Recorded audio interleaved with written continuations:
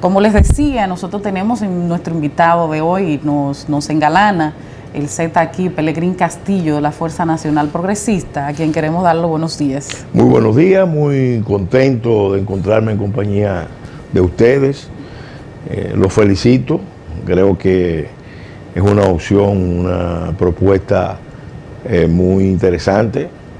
En apenas un mes ha ido abriéndose paso y yo les auguro muchos éxitos y aprovecho para enviarle un saludo a los amigos y amigas televidentes de este espacio y de este canal. Así es, muchísimas gracias. Bueno, entrando ya en lo que es la entrevista de la mañana de hoy, quisiéramos introducir preguntándole, señor Castillo, ¿cómo valora usted todo lo que ha sucedido en estos últimos tiempos en torno a la política dominicana con el tema que tiene que ver con las alianzas de diferentes partidos, con el partido de gobierno, el Partido de la Liberación Dominicana, ya que ustedes, la Fuerza Nacional Progresista, tuvieron muchos años aliados a dicho partido y en este momento están fuera del mismo? ¿Están ustedes en torno a alguna negociación con el mismo partido, el PLD, o con otros partidos? Pero me gustaría que usted abarcara qué piensa la Fuerza Nacional Progresista con todo lo que se ha venido en los últimos meses. Yo creo que este proceso que vivimos, que sufrimos, ha contribuido al deterioro del sistema político partidario.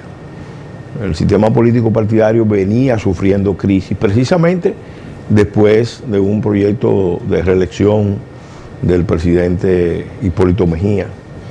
El principal partido de la oposición, en ese momento partido de gobierno, se resquebrajó y se dividió, y aquella situación generó un proceso realmente inquietante de dispersión y de confrontaciones internas. Y esto que acaba de pasar ha dejado perplejo a la sociedad dominicana y a los militantes de todos los partidos, porque se trata de acuerdos de cúpulas partidarias, no algo que involucre a la militancia, a la dirigencia en general, sino de cúpula, y de cúpula muy encumbrada.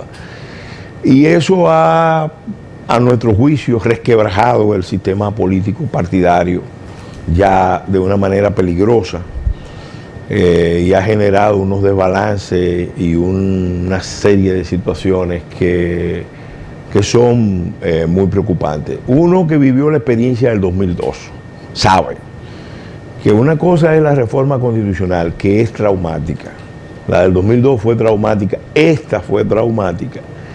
Y otra cosa es el propio proyecto reeleccionista, que es más traumático todavía, porque el tren de la reelección se monta sobre una serie de rieles que implican compromisos con sectores de poder nacionales y extranjeros. Y muchas de las cosas que están pasando, o de las cosas que deberían pasar y no están pasando, tienen que ver mucho con el hecho de que ese proyecto de reelección se está concibiendo, se ha concebido sobre la base de compromisos inquietantes. Nosotros que estábamos en el gobierno, que teníamos 23 años de alianza del PLD, que solemos ver lejos y que tenemos mucha información, decidimos marcar distancia de ese proceso. Y además, como no nos sentíamos representados por un conjunto de posiciones que venían impulsándose desde el gobierno, desde el principio del gobierno, entendimos que era el momento de crear un espacio opositor. Hay algo que es bueno recordar. Aquí hay un menoscabo, un desprecio, un ataque incluso a lo que son las expresiones de soberanía popular. La democracia dominicana yo creo que ha perdido calidad. Llegó a un punto muy importante con la reforma constitucional del 2010. Esa es la reforma más importante que el país ha hecho en democracia, con estabilidad, con participación. Pero desde el 2010 a la fecha, los actores políticos no han sido consecuentes con el estándar, con las metas, con la visión programática de esa Constitución. Y donde más se nota es precisamente en esas dimensiones nuevas que se agregaron en la Constitución para garantizarle al ciudadano, a los grupos sociales, derechos políticos. Teníamos una democracia representativa y se consignó en la Constitución expresiones, instrumentos para que se manifestara una democracia participativa, la iniciativa popular, el referéndum, el plebiscito, una serie de reglas de fortalecimiento de las municipalidades. Todo eso se ha despreciado, se ha ninguneado, se ha desconocido por la clase política. Repito, en acuerdos que en Venezuela llaman de conchupancia.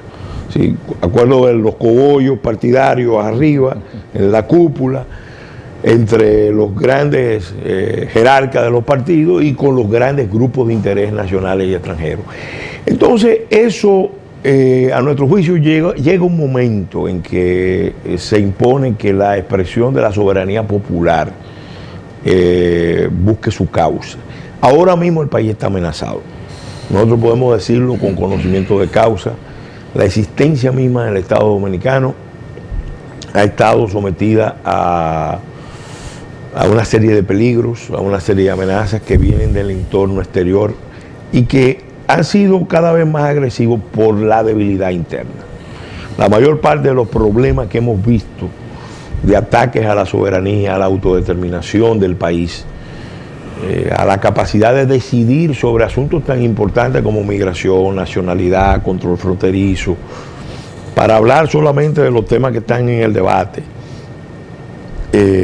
lamentablemente han venido estimulados porque se ve un Estado débil, se ve una clase política débil, se ve un proceso de fragmentación.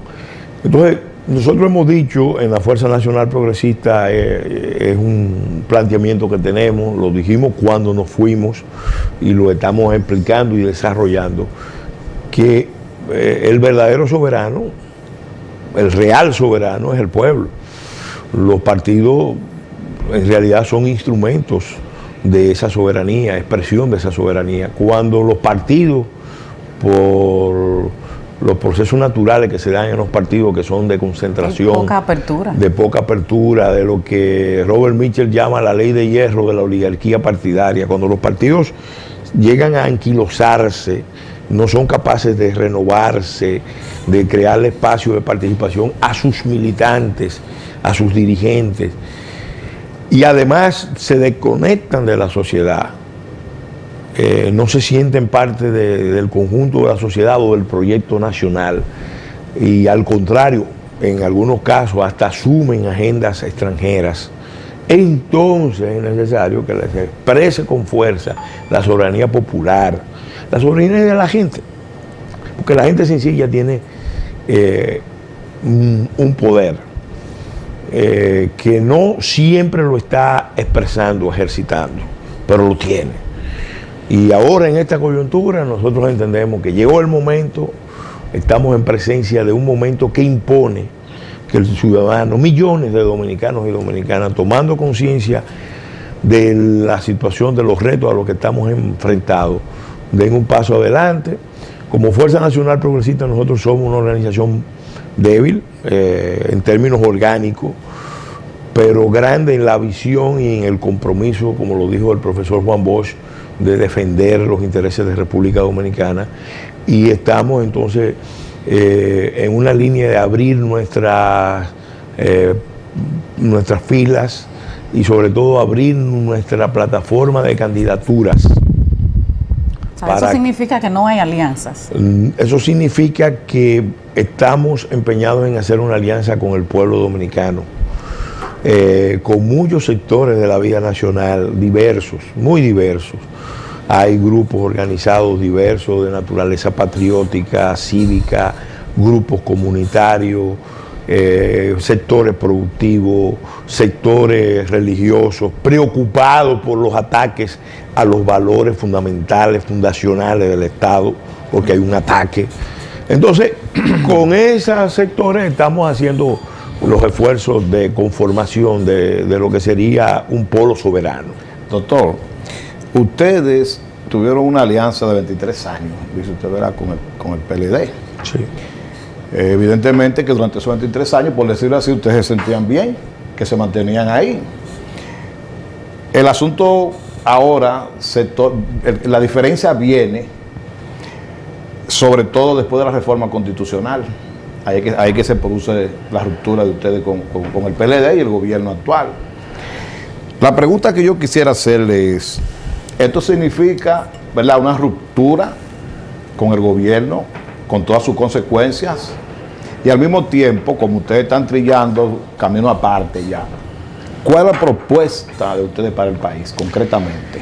Déjame hacer una precisión. Nosotros siempre estuvimos aliados al Partido de la Liberación Dominicana en los últimos 23 años con posiciones críticas.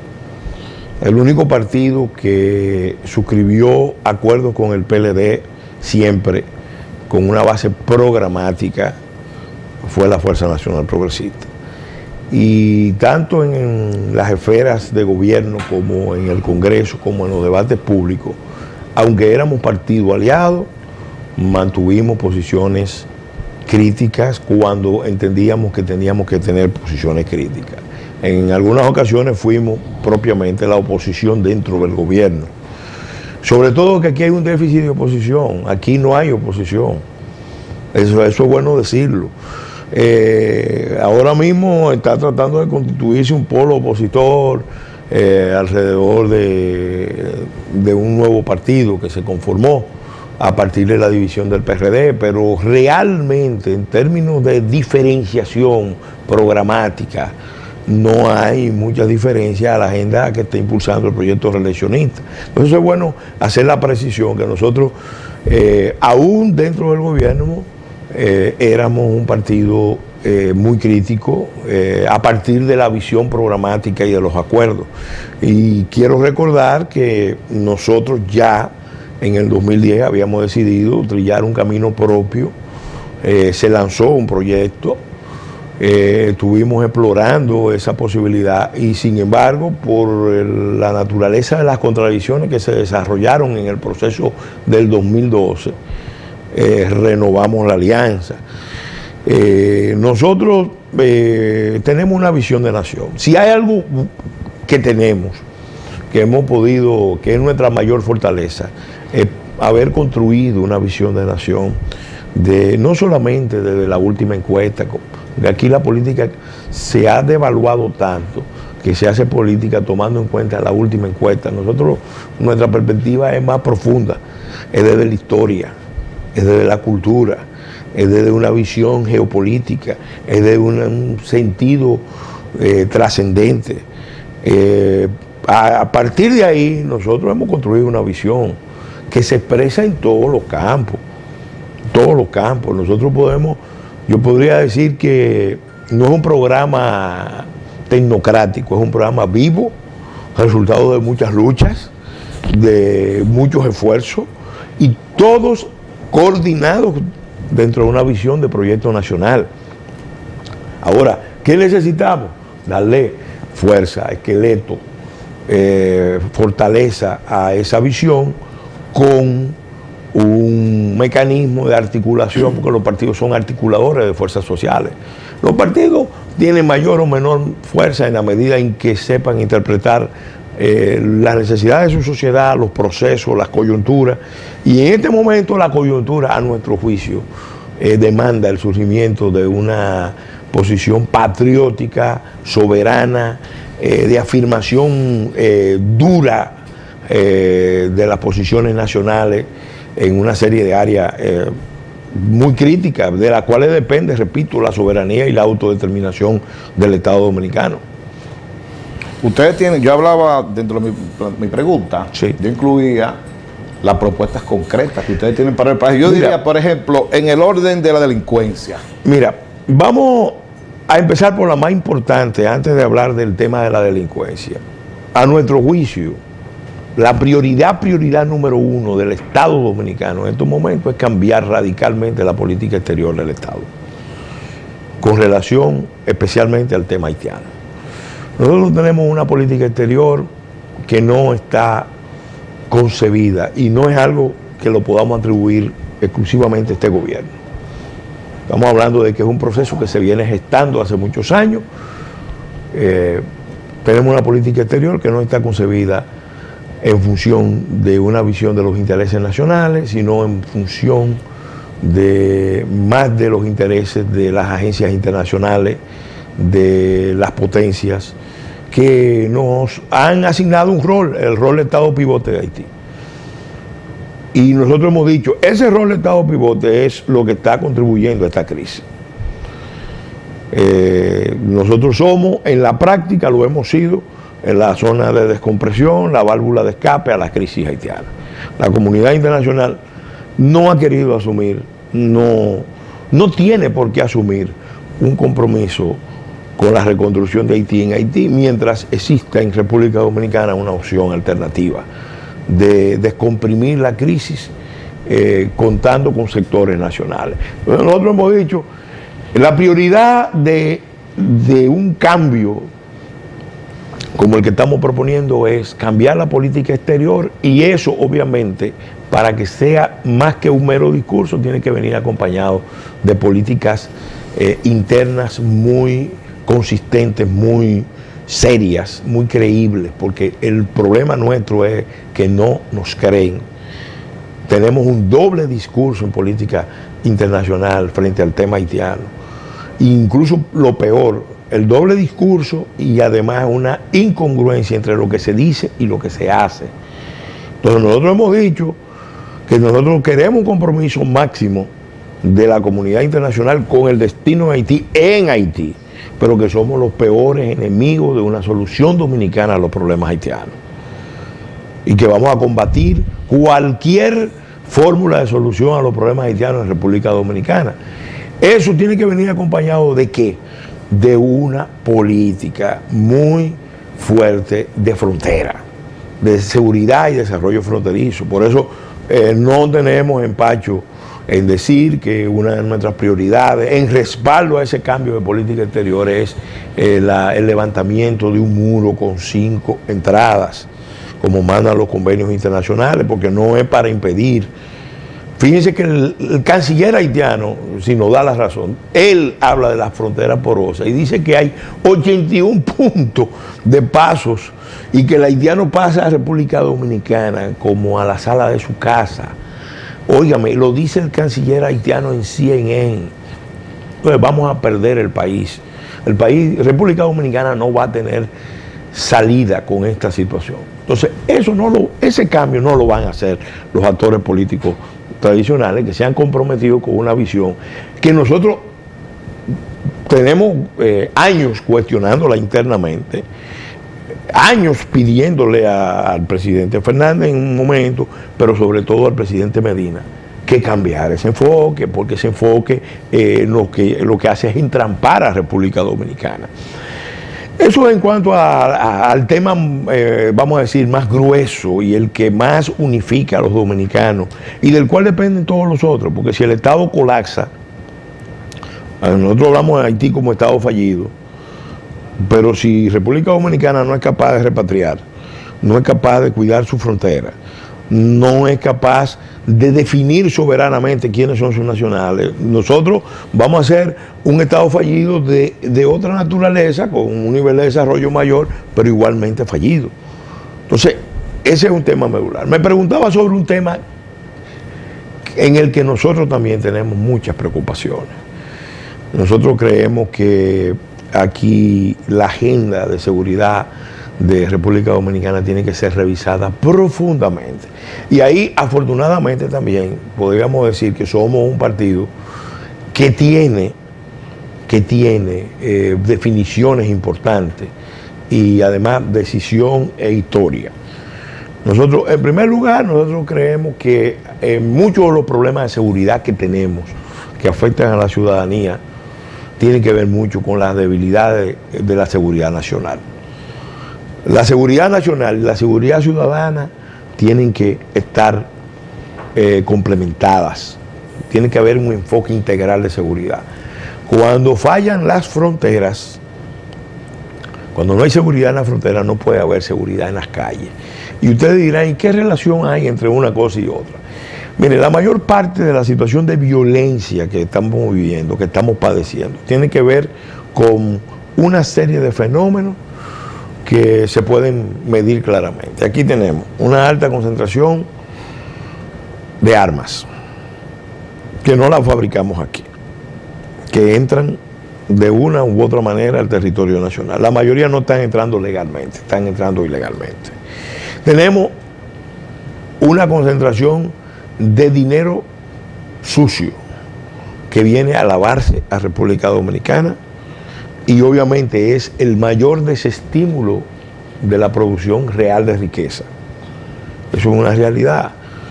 Eso también genera ambientes, condiciones para la violencia.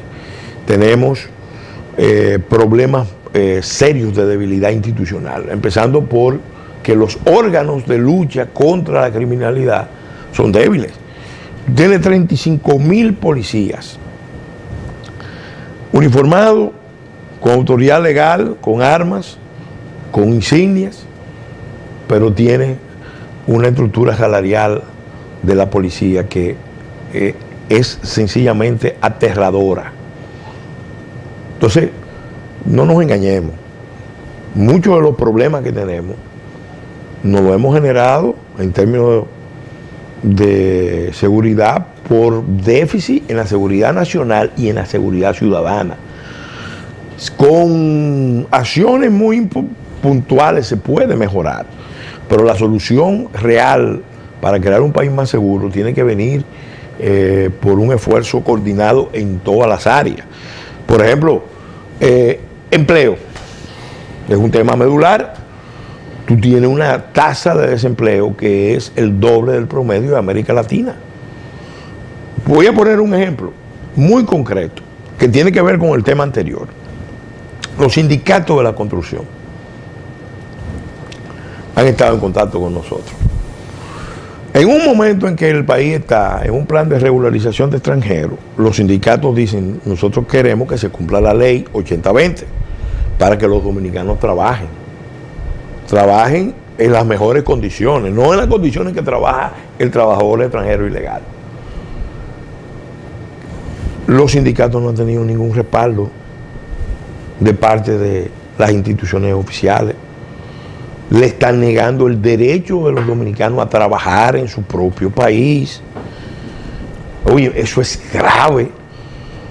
Las obras públicas, empezando por el gobierno, las obras públicas se están construyendo con trabajadores extranjeros ilegales. Los maestros de obra se estaban quejando con razón de que el ministro de Obras Públicas, Gonzalo Castillo, no estaba cumpliendo lo pactado de darle a ellos oportunidades de trabajar a los maestros de obra. En otras palabras, nosotros estamos creando condiciones para que haya situaciones de violencia y confrontación. Voy a referirme, por ejemplo, a un hecho que acabo de ver la semana pasada, que lo quiero referir, porque es gravísimo. En la zona de aquí de Santo Domingo Norte, en los Guaricanos, sector 26 de enero, 8 nacionales haitianos acribillaron, mataron a un joven de 16 años. Un hecho salvaje. Lo hicieron frente al cuartel de la policía. Esa información se veló, se encubrió, se minimizó, salió en páginas interiores sin ningún relieve. Si hubiera sido lo contrario, que 8 nacionales dominicanos matan a un joven haitiano, eso estuviera en las primeras páginas de el New York Times, como una expresión de xenofobia, de racismo, de antihaitianismo. Ahora, yo fui a la zona, hablé con la madre, hablé con los vecinos, hablé con los compañeros de trabajo en la iglesia de la zona, una iglesia evangélica, porque ellos están preocupados. ¿Por qué? Porque ahí hay un ambiente de violencia larvado un ambiente de violencia que se expresó en ese hecho, pero que se está expresando de muchas maneras. Entonces, la política de nosotros es una política, todo el mundo lo sabe. Nosotros, si algo tenemos, es precisamente de la decisión de seguir políticas de lineadura frente a la criminalidad peligrosa. La voy a resumir de esta manera. Lo saben los abogados, lo que significa el derecho penal del enemigo. Una falta la puede cometer cualquiera. Una infracción puede cometerla cualquier persona. Y a esa persona no se le puede aplicar el derecho penal del enemigo. Pero hay grupos organizados o personas que ya por su naturaleza, por su trayectoria, se ponen al margen, y no solamente se ponen al margen, sino que sistemáticamente cuestionan los fundamentos de la convivencia social. Entonces a esa persona hay que aplicarle lo que se conoce en buena técnica como derecho penal del enemigo. No se le puede tratar como se trata a cualquier persona que cometa una falta o una infracción. Ahí con eso resumo. Eso lo podemos desarrollar con un programa criminal, pero la línea de nosotros es en esa línea. Licenciado, ¿cómo está usted? Bien, muy bien, Santiago. Hay quienes cuestionan el hecho de la actitud asumida por la Fuerza Nacional Progresista con relación al gobierno del presidente Danilo Medina, puesto que casi todo lo que usted ha desglosado lo estamos viviendo desde el gobierno de Hipólito y los 8 años de Leonel. O sea, el incumplimiento, ustedes fueron duros en el gobierno de Hipólito Mejía con relación a casi todos estos casos que usted ha desglosado, pero también se vivieron durante los 8 años de Leonel Fernández. Sin embargo, hay quienes dicen que ustedes no asumieron la misma posición que en este momento están asumiendo. Es una pregunta que se hace mucha gente en la sociedad con relación a la actitud. Primero, al rompimiento, porque hay gente que se pregunta, y yo quiero preguntarle a usted, si no hubiese sido la reelección del presidente Danilo Medina, y hubiese sido la continuidad entonces de Leonel Fernández, donde también en 8 años proliferó todo lo que usted ha dicho con relación a la migración haitiana, al incumplimiento de obras públicas, ustedes se habían quedado en el Frente Progresista. Mira, te recuerdo que en el año 2010, en un pleno nacional de dirigentes, la fuerza decidió el camino propio y lanzó mi candidatura en ese pleno para que yo la promoviera en el país, y nosotros armamos un proyecto precisamente porque teníamos diferencias y fuertes, y habíamos sido críticos. Nada más hay que revisar los periódicos, las posiciones especialmente mías frente al gobierno del presidente Fernández en materia de migración, en materia de nacionalidad, fueron muy críticas, las públicas y las internas, porque nosotros no estábamos de acuerdo con, no con lo que se hacía, sino con lo que no se hacía. Inclusive llevó una universidad y gastó $50 millones del erario dominicano. Pero esa medida yo no la vi mal. Yo hubiera preferido hospitales, porque vamos a estar claros, nosotros no somos enemigos de Haití, que se entienda. El país que más quiere una solución a los problemas de la nación haitiana en Haití somos nosotros, como país. Y nosotros como fuerza política hemos sido la vanguardia de esos planteamientos en la política dominicana. En 1996, la Fuerza Nacional Progresista propuso la creación, le pidió al presidente Fernández que abogara por la creación de un Fondo Internacional Regional de Ayuda a Haití para la reconstrucción de Haití en Haití, pero advirtiendo que si eso no se hacía, los problemas de Haití venían sobre nosotros. ¿Qué es lo que ha pasado? Por eso nosotros decimos que hay que cuestionar ese enfoque. Esto que nosotros estamos haciendo no es un cuestionamiento solamente al PLD, a este gobierno, no. Es un cuestionamiento al modelo de política y de negocio que ha primado. Claro, porque si que fuera un es funcionario hacer lo negocio, que ha permitido que nos metamos en esta trampa. Claro. Y no es una posición nueva, es una posición que la hemos mantenido siempre. Ahora, cuando renovamos la alianza con el presidente Medina, el punto número 1 de la alianza, que no se escribió porque él me dijo a mí que no se escribiera, era la defensa firme, consecuente de la decisión de Suprema Corte de Justicia del 2005. Yo quiero decir aquí que cuando se estaba hablando de los aprestos reeleccionistas hace más de un año y pico, nosotros le dijimos claramente al ministro Gonzalo Castillo, yo le dije, si el presidente quiere reelegirse debe decirlo públicamente, debe justificarlo. Segundo, debe apelar al mecanismo de legitimación más importante que está previsto en la Constitución, el referéndum. Se lo dijimos, pero ya se lo habíamos dicho a Leonel Fernández, para que tú veas que es una posición coherente. Y lo más importante, nosotros le dijimos, presidente, se lo dije a Gonzalo y se lo dije a los promotores de la reelección,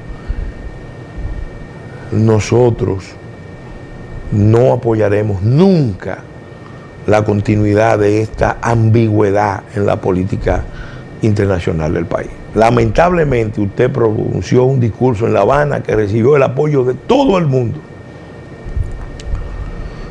Sin embargo, en su gobierno, su ministro de la presidencia, al mes de usted haber pronunciado ese discurso, desmontó ese discurso con otro discurso en Juan Dolio.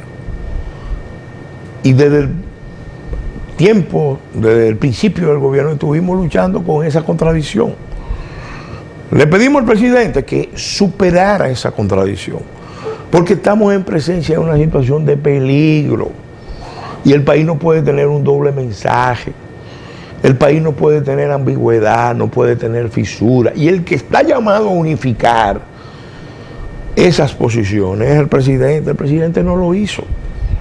Doctor. Es más, una de las razones por las cuales nosotros decidimos apartarnos ya del gobierno fue precisamente por el hecho de que un proceso de esta naturaleza tan traumático se estaba montando en la víspera de una crisis internacional y ellos no pueden alegar ignorancia porque esta crisis se veía venir. En la transición, es decir, en junio del 2012, al presidente Medina, yo mismo le advertí, viene esta crisis, descrita hasta con detalles.